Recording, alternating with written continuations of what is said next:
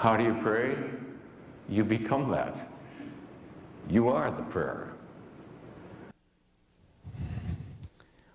To thee, O God, do I surrender my life, my beingness, and I open myself to the revelation of the divinity of thy presence as the source of my existence. Huh? Your life becomes the position, the prayer, the supplication, the surrender, because you are the field and not the content of the field.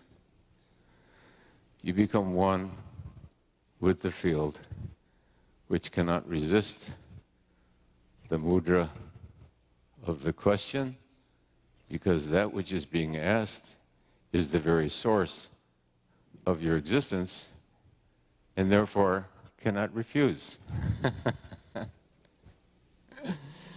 So you understand spiritual work as an expression of yin rather than yang. Understand that? Everyone?